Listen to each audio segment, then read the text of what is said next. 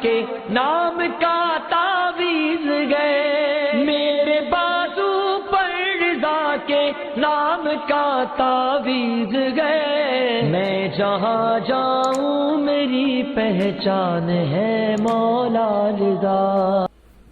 اعوذ باللہ من الشیطان الرجیم، بسم اللہ الرحمن الرحیم، الحمد للہ رب العالمین، والصلاة والسلام علی رسولہ الکریم وعلی اہل بیتہ الطیبین الطاہرین، اما بعد۔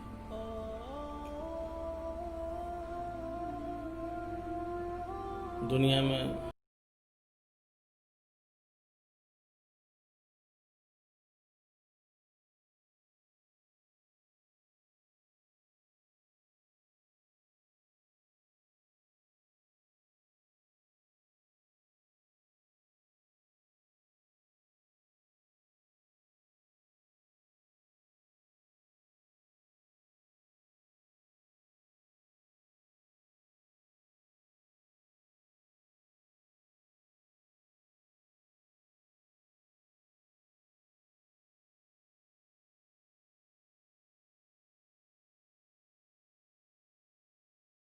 سے معاملہ کر رہا ہے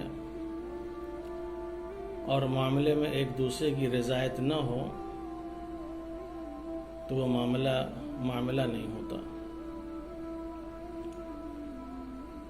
لہذا انسان کو چاہیے کہ رضاعت کا خیال رکھے، اور آپ کی خدمت میں عرض کیا کہ اگر انسان رضایت الہی کو حاصل کر لے تو پھر ہر ایک کی رضایت کو حاصل کر سکتا ہے، اسے رضایت حاصل کرنے کا طریقہ معلوم ہو جائے گا، اسے حصول رضایت کا اصول معلوم ہو جائے گا، پھر ہر جگہ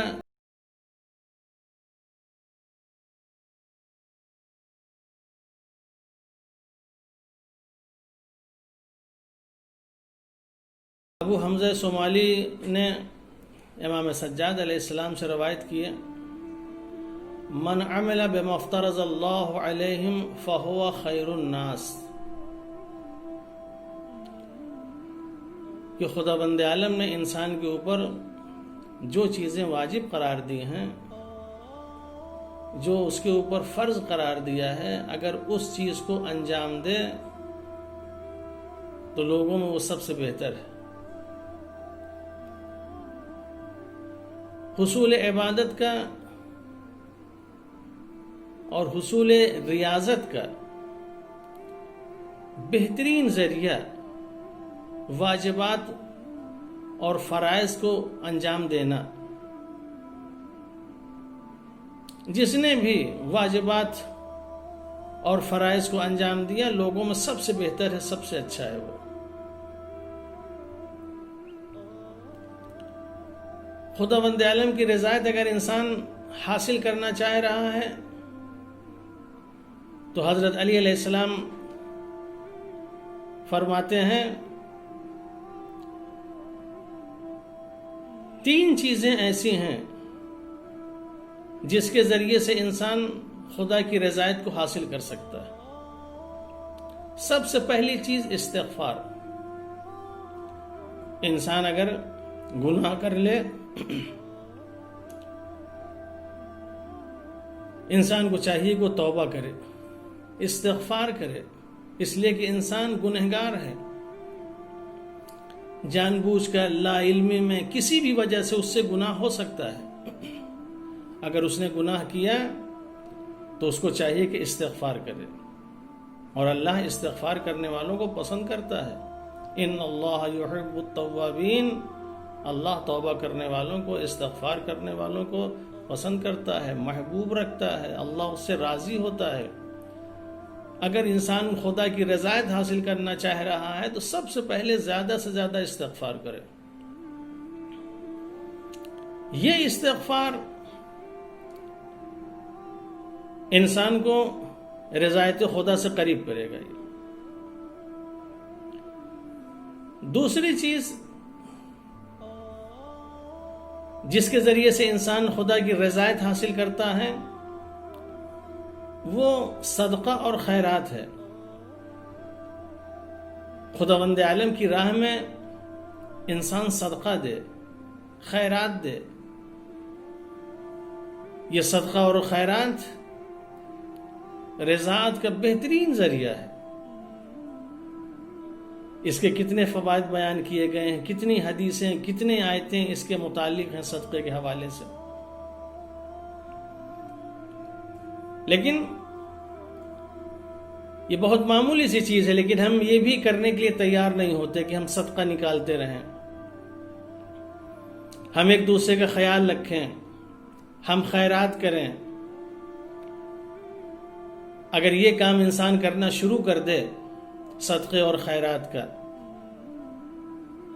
ظاہر جب انسان صدقہ دے گا، جب انسان خیرات دے گا تو یہ ساری چیزیں اس کے بندے تک پہنچیں گی.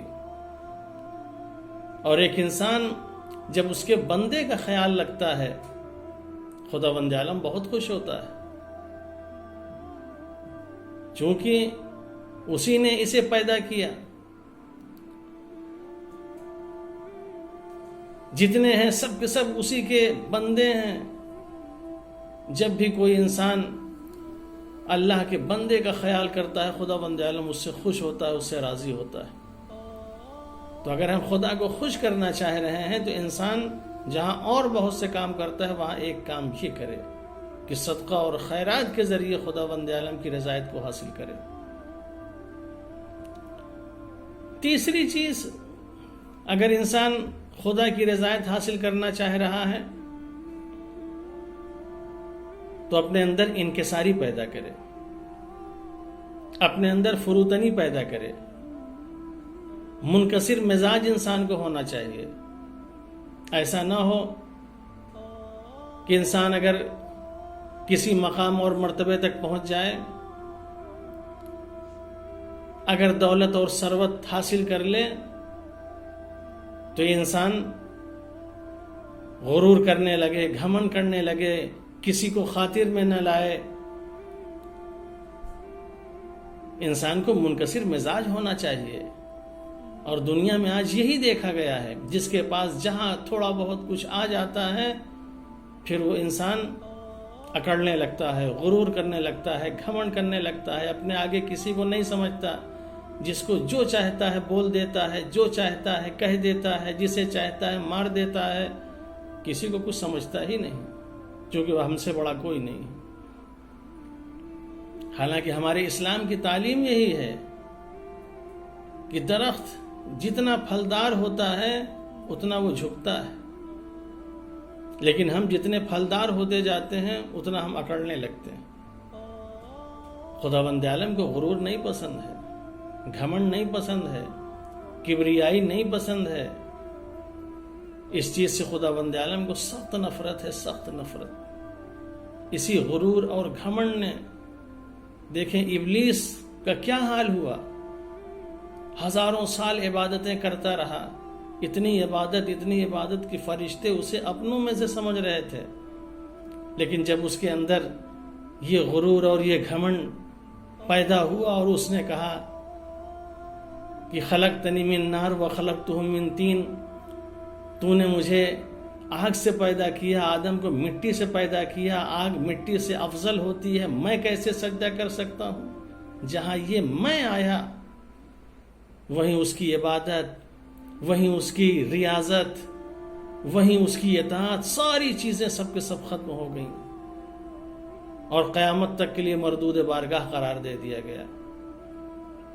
انسان کو منکسر مزاج ہونا چاہیے. جیسے جیسے اس کے اندر علم آتا جائے، دولت آتی جائے، جیسے جیسے شہرت حاصل ہوتی جائے، ویسے ویسے انسان کو منکسر مزاج ہونا چاہیے، اس کے اندر انکساری پیدا ہونی چاہیے. تو یہ تین چیزیں خدا کی رضایت حاصل کرنے کا بہترین ذریعہ ہے. استغفار کریں، صدقہ دیں اور اپنے اندر انکساری پیدا کریں. حضرت موسیٰ علیہ السلام نے خداوند عالم سے پوچھا، پروردگارا میں تیری رضایت کس طریقے سے حاصل کروں؟ تو ان تمام چیزوں کی نشاندہی کر دے کہ جس کے ذریعے سے تو راضی ہوتا ہے، جس کے ذریعے سے تیری رضایت کو حاصل کیا جا سکتا ہے۔ تو خداوند عالم نے کہا اگر تمہیں میری رضایت حاصل کرنا ہے تو تم اپنے بدن کو، اپنے نفس کو ناراض کرو، یعنی ان کو اذیت دو، وہ جو تم سے کہیں اسے نہ مانو، وہ جو کہیں تم اسے تسلیم نہ کرو۔ تم اگر اپنے بدن کی مخالفت کرو گے، اپنے نفس کی مخالفت کرو گے، جو وہ کہہ رہے ہیں اور اس کی مخالفت کر کے اگر میرے بتائے ہوئے احکام کے اوپر عمل کرو گے، اسی میں ہم تم سے خوش ہوں گے، یہی ہماری خوشنودی ہوگی۔ لہذا انسان اگر خدا کی خوشنودی حاصل کرنا چاہ رہا ہے تو اپنے بدن کو تکلیف میں مبتلا کرے، اپنے نفس کو اذیت دے۔ آج دیکھیں ہم اپنے بدن کو کہاں اذیت دے پاتے ہیں؟ صبح کا وقت ہوا، اذان ہو رہی ہے، بدن چاہ رہا ہے کہ آرام کریں، ادھر آواز آ رہی ہے اللہ اکبر، انسان نہیں اٹھ رہا ہے، ابھی اور سو جائیں۔ سستی، کاہلی، بدن اجازت نہیں دے رہا ہے، جسم اجازت نہیں دے رہا ہے اٹھنے کے لیے، انسان پڑا ہوا ہے۔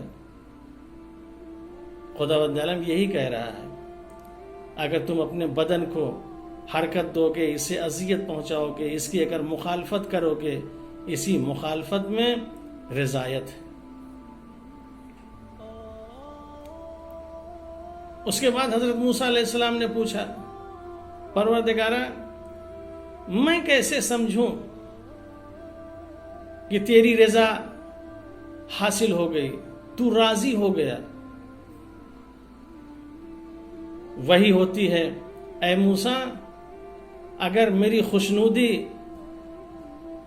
کے بارے میں معلوم کرنا ہو کہ میں راضی ہوا یا نہیں، اس کا بہترین طریقہ یہ ہے کہ بندے کو دیکھو کہ جب میں کسی بندے سے راضی ہوتا ہوں، جب میں کسی بندے سے خوش ہوتا ہوں تو میں اس بندے کو اپنی اطاعت کی دعوت دیتا ہوں اور معصیت سے دور رکھتا ہوں۔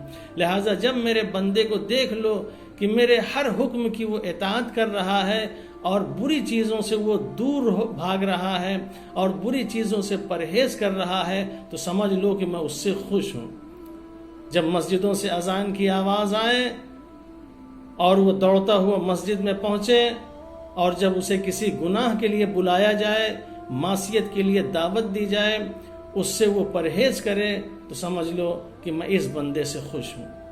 تو میری خوشی کا معیار یہی ہے کہ اگر کوئی خوش کرنا چاہتا ہے تو اپنے نفس کی مخالفت کرے۔